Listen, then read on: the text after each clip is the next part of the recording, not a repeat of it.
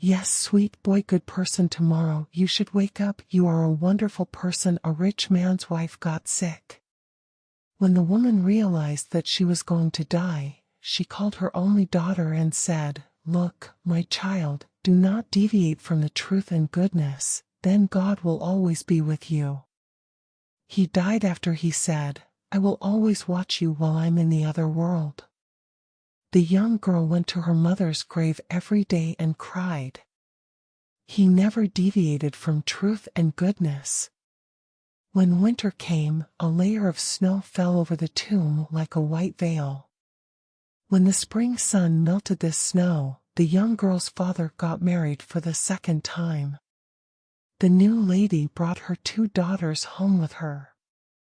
These girls were beautiful in appearance, but hard-hearted.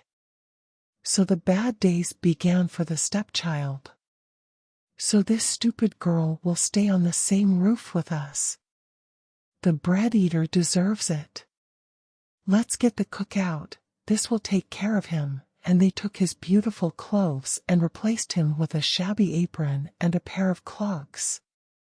"Look how our princess sweeps the floor," they chuckled, and threw him into the kitchen.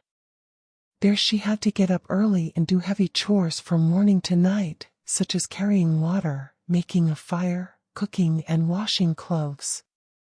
As if that wasn't enough, the 2 sisters were doing unthinkable things to upset him. They made fun of him, throwing peas and lentils in the ash of the stove, then asking him to sit down and sort them out. In the evenings, the girl was lying on the ashes by the stove, exhausted, before she could even go to bed. I mean, he was always covered in ashes and looked dirty. That's why they named her Cinderella. Write which tale you want in the comments. Good sleep. One day, before their father left for Sunday Mass, he asked his stepdaughters, "What shall I bring you?" asked. One wanted beautiful clothes, the other pearls and diamonds. Her father said, "And what do you want, Cinderella?" When he asked her, the young girl said, "Bring me the first sprouted branch on your hat on the way home, Daddy." The man bought beautiful clothes and jewelry such as pearls and diamonds for his stepdaughters, and on his way home, a sprouted nut branch was attached to his hat. He immediately plucked the branch and tucked it into his seat. When she got home, she gave her stepdaughters what they wanted, and her own daughter a nut branch. Cinderella thanked her and immediately went to her mother's grave and planted the hazelnut branch there and began to cry.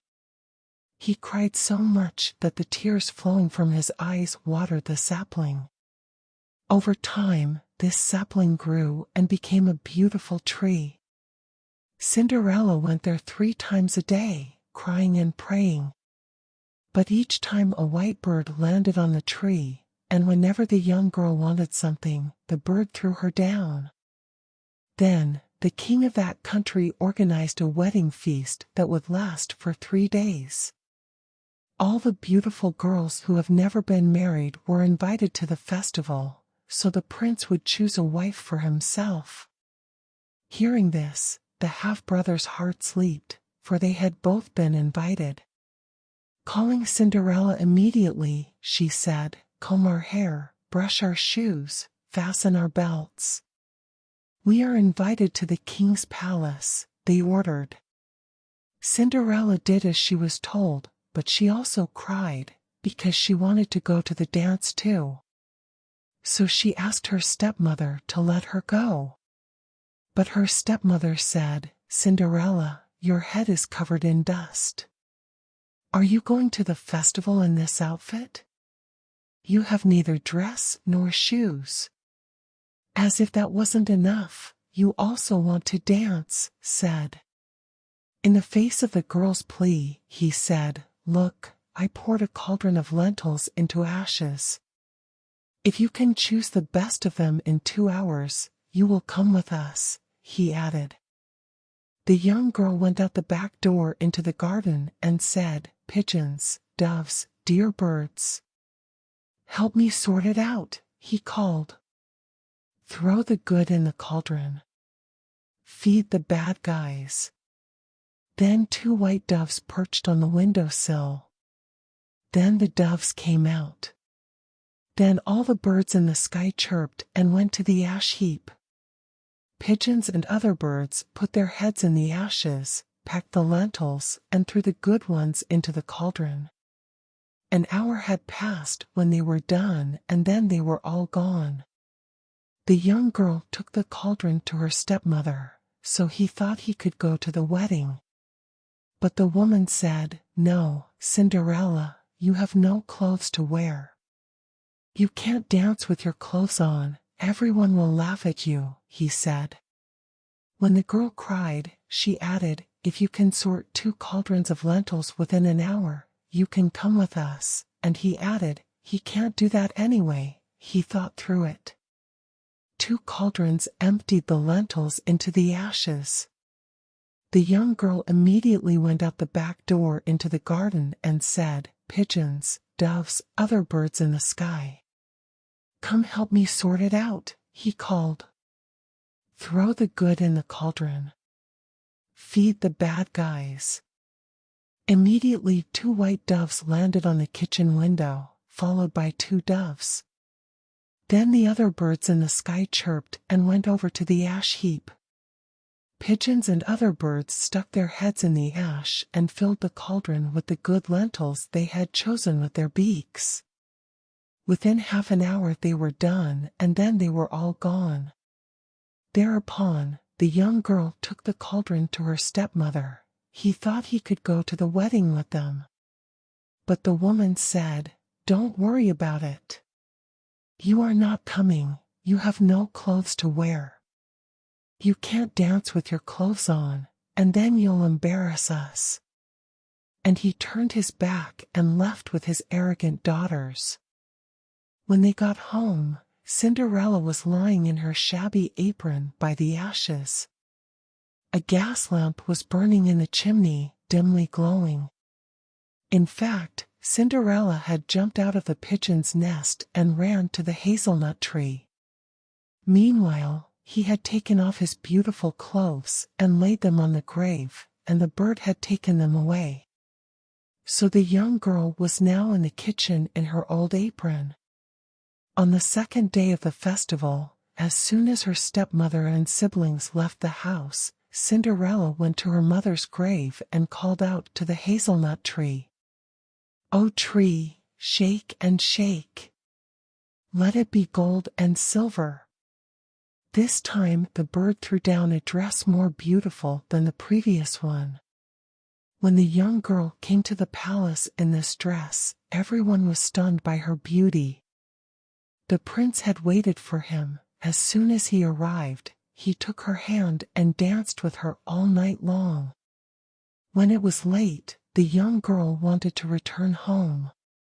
The prince went after her because he wanted to know which house he lived in. However, the young girl rushed into the backyard. There was a very beautiful and huge pear tree. Its branches were full of delicious pears. The young girl jumped between the branches of the tree like a squirrel. The prince could not understand where she was going. Still, he waited until the girl's father came and said to her, "The strange girl escaped from my grasp. I think she went up to the pear tree." Dad said, "Wouldn't this be Cinderella?" he thought, and having an axe brought in, he felled the tree. But there was no one on the tree. When they got home, Cinderella was lying on the ashes in the kitchen. Cinderella had jumped from the other side of the tree, and the bird had taken the beautiful clothes that had been left on the tree. The young girl was also wearing her old apron again. On the third day, as soon as her family left the house, Cinderella went to her mother's grave again and called to the hazelnut tree, "O tree, shake and shake. Let it be gold and silver." The bird threw a dress down again. This dress was much more beautiful and magnificent than the others. His shoes were of pure gold. When Cinderella came to the wedding in this dress, no one could find the words to express their admiration. The prince danced with her alone all night. When it was late, Cinderella wanted to go home. The prince was to accompany her, but the young girl left so quickly that the boy could not follow her. However, the prince had been cunning and had tar spilled on the steps of the stairs. Therefore, while running away, the shoe on the left foot of the young girl got stuck in the tar. The prince took it and looked at it. It was a small, elegant shoe made of gold. The next morning, he went to the girl's father and said, "Whoever's foot fits in that golden shoe will be my wife," said. The two sisters were delighted, because they both had beautiful feet. The older girl took the shoe and went to the dressing room with her mother and tried it on. But the huge big toe didn't fit in the shoe. The shoes were too small for him. His mother held out a knife and said, "Cut it out. If you get married, you will no longer walk on foot anyway." The girl barely put on the shoe. Cutting off her thumb, she went to the prince, putting her pain into her heart. The prince took her as a wife and put her on his horse, and then they left. Just as we were passing by the tomb, two pigeons perched on the hazelnut tree called out, "Look once. The shoe is too small." And in blood. In the bride's house. The prince looked at the girl's foot and saw that it was bleeding. He turned his horse and led the false bride back home. He said that she was not the real bride, and complained that the younger brother tried on the shoe. The girl happily went into the dressing room and put on the shoe, but it didn't fit because her heel was too big. His mother handed him a knife and said, "Cut some off his heel. If you marry the prince, you will never have your feet on the ground anymore." After the girl cut off a piece of her heel, she forced the shoe onto her foot. Gritting his teeth, he endured the pain and thus reached the prince. The boy put him on his horse and drove away. Just as they were passing by the tomb, two pigeons perched on the hazelnut tree called out, "Look once. The shoe is too small." And in blood. In the bride's house. The prince bent down and looked at her feet. The shoe was covered in blood, and his white sock had turned crimson. He immediately turned his horse and took the false bride back to his house. "This is not the real bride either." "Don't you have another daughter?" asked. "No," their father replied. "Just being from my first wife, I have another little girl in a mess, but she can't be a bride." The prince ordered the man to bring the girl, but the stepmother said, "Oh no, he's very dirty. He is not in a position to stand in front of anyone." But the prince insisted. They called Cinderella. The young girl first washed her hands and face, then got up and approached the prince, who came and handed her the golden shoe. Sitting on a stool, he took off his heavy clog and slipped on the golden shoe. It fit perfectly. When he stood up, the prince took a good look at him and recognized the beautiful girl with whom he was dancing. "This is the real bride," she cried. The stepmother and her daughters were horrified, their faces pale with anger. The prince put Cinderella on a horse and drove away. As they passed the hazelnut tree, two white doves called out, "Look once. The shoe is neither big nor small. His foot isn't bleeding either. This is the real bride." As soon as he said this, both pigeons flew from where they were and landed on Cinderella's shoulder, one to the right, the other to the left. And they stayed there. The wedding day has come. The evil sisters flattered the prince to wish him luck. As the bride and groom entered the church, the elder sister was to their right and the younger sister to their left. Just then, the pigeons pecked each of the girls' eyes and blinded them. At the exit of the church, this time the older sister was on the left and the younger sister was on the right. The pigeons pecked their other eye and blinded them. Thus, both girls suffered the punishment for their evil deeds and the lies they told for the rest of their lives. Write which tale you want in the comments. Good sleep.